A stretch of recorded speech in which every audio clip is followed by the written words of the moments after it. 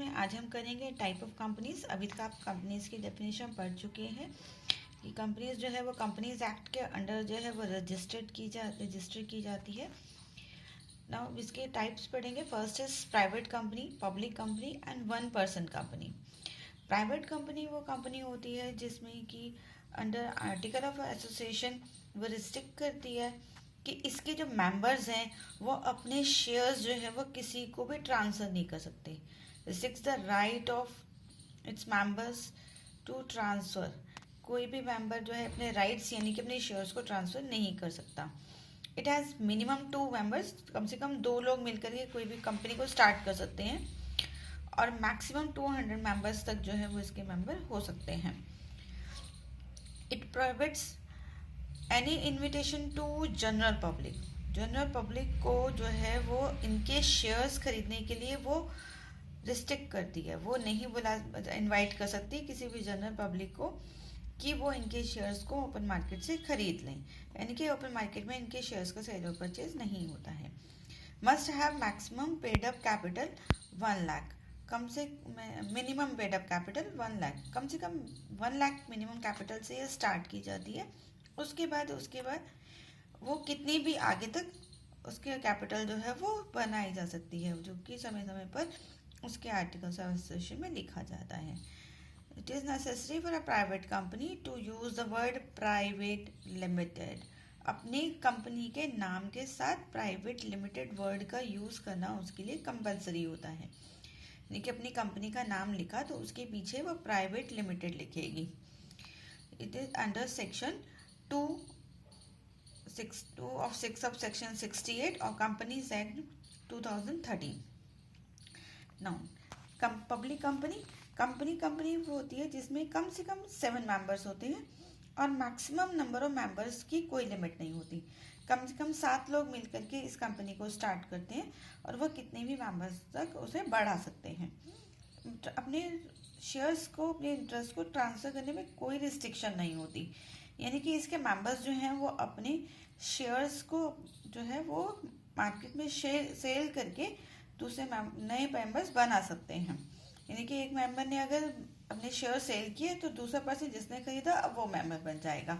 जो इनके शेयर्स के ट्रांसफ़र यानी कि ओपन मार्केट में सेल परचेज पर कोई रोक टोक नहीं होती। Minimum paid up capital of ₹5 lakh. कम से कम minimum paid up capital 5 lakh होती है और उसके बाद आगे कितने भी अमाउंट तक जो है इसकी कैपिटल को बढ़ाया जा सकता है।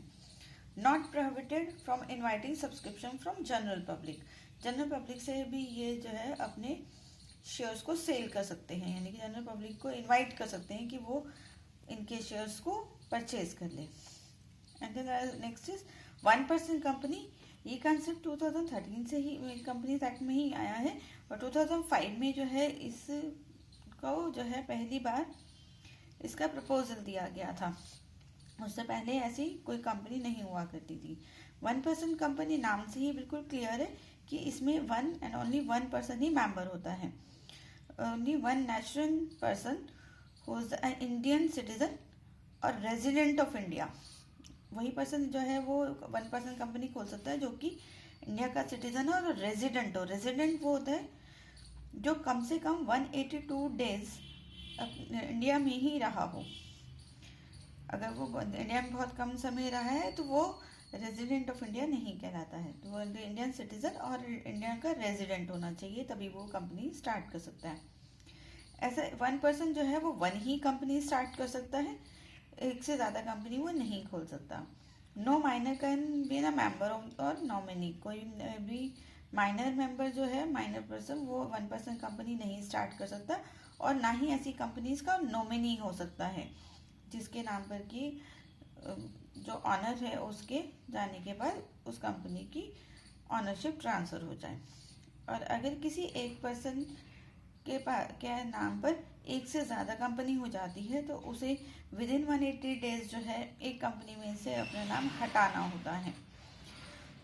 Can not carry any non banking financial investments को, नॉन बैंकिंग फाइनेंशियल इन्वेस्टमेंट्स को ये कंपनीज कैरी नहीं कर सकती।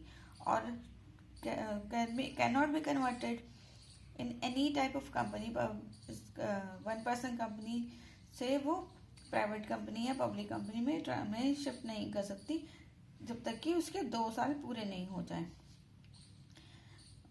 उसको जो है अपनी कंपनी के नाम के साथ ओपीसी यानी कि 1% कंपनी ज़रूर लिखना होता है। शॉर्ट फॉर्म में इसे ओपीसी कहा जाता है, तो ओपीसी लिखना ज़रूरी होता है।